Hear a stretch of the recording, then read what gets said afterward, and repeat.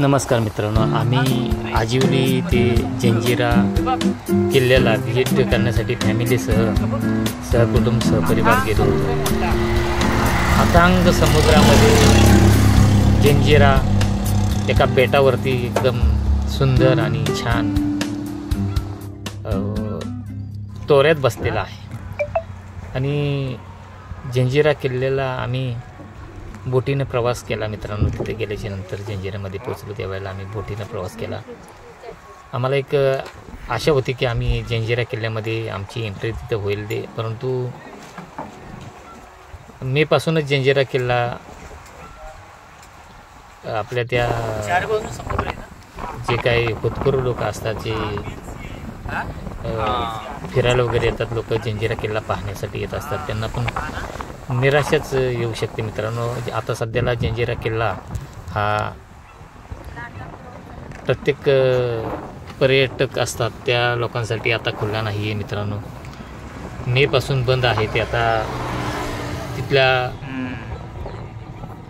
खलाशी म्हणा किंवा ते आपली बोट चालवणारे चालक असतील त्यांना आम्ही विचारलं त्यावेळी त्यांनी सांगितलं की 1 ऑक्टोबर ते 2 ऑक्टोबरपासून पर्यटक लोकांसाठी हा जंजिरा किल्ला पुन्हा ओपन केला जाणार आहे पाहण्यासाठी.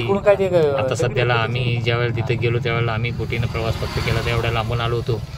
तर असा विचार केला की आपण त्या दरवाजापर्यंत तरी जावं. बोटीनं प्रवास केला आणि दरवाजापर्यंत आम्ही पोहोचलो, पण आम्हाला आतमध्ये एंट्री काय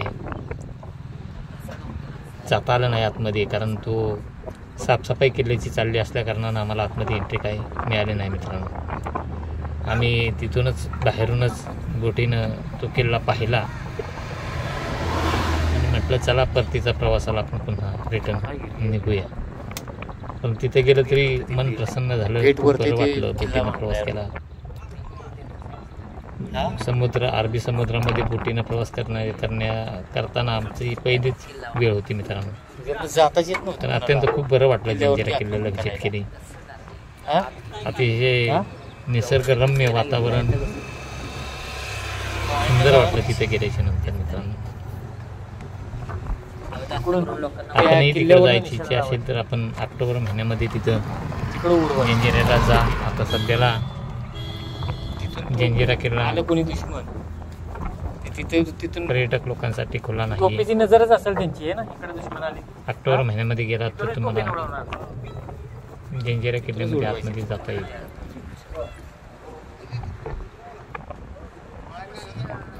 तिथल्या लोकांनी सुद्धा आम्हाला चांगलं सहकार्य केलं. बोटीने प्रवास केला. काय आम्हाला लोकांनी, तिथल्या चालक लोकांनी आम्हाला जंजिऱ्याची माहिती दिली, त्याबद्दल आम्ही त्यांचं मनापासून आभार मानतो मित्रांनो. कारण आपल्याला नवीनच आपण तिथे गेलेलो असतो, आपल्याला काय त्या गोष्टीची काही कल्पना नसते. आम्हाला चांगलं सहकार्य केलं. त्यांनी सांगितलं की हा सिद्दी जोहरचा कब्जा ह्या जंजिरा किल्ल्यावरती होता मित्रांनो. आपल्या मराठी लोकांनी सुद्धा काही प्रयत्न केले होते, परंतु त्यांचे प्रयत्न निष्फळ ठरले गेले. जंजिरा जिंकण्यासाठी खूप आपल्या लोकांनी सुद्धा खूप धडपड केली होती त्या काळी, पूर्वीच्या काळी. त्याच्यात काही अपयश आलं होतं आपल्या लोकांना, परंतु जंजिरा हा अजिंक्य किल्ला आहे. आणि ह्या चारी बाजूनं तटबंदी इतकी मजबूत आहे किल्ल्याची की लाटा सुद्धा त्या किल्ल्याला अजून लाटा इतक्या भयंकर समुद्राच्या असतात तरी सुद्धा त्या जंजिरा किल्ल्याची तटबंदी इतकी मजबूत आहे ना, पाहण्यासारखी मित्रांनो.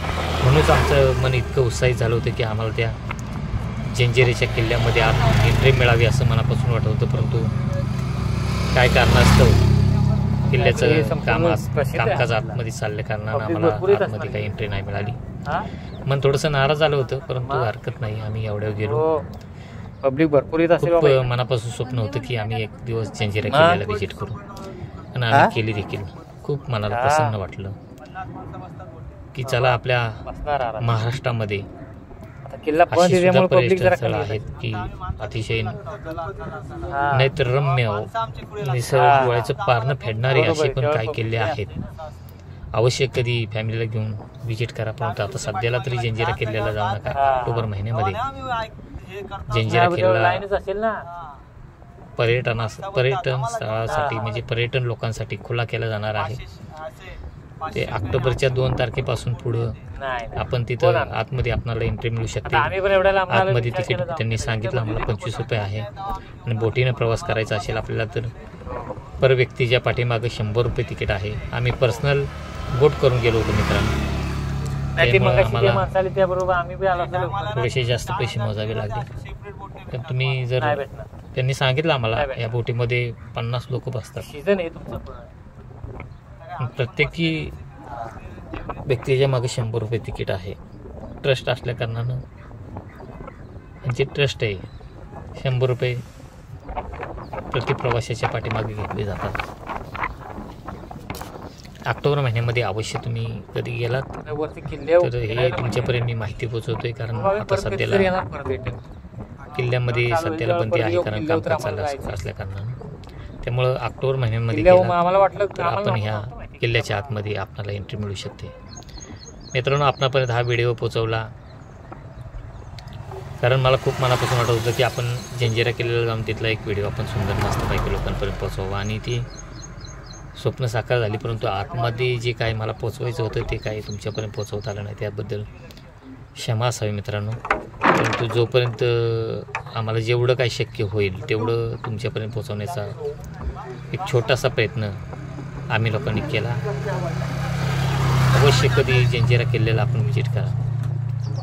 बोटीनं प्रवास करण्याची काही मजा फार ती वेगळीच असते. ते समुद्रामध्ये बोटीने प्रवास केला खूप अतिशय बरं वाटलं, सुंदर वाटलं मित्रांनो. थोडासा वेळ गेल्यासारखं काहीतरी त्याची झाल्यासारखं वाटलं.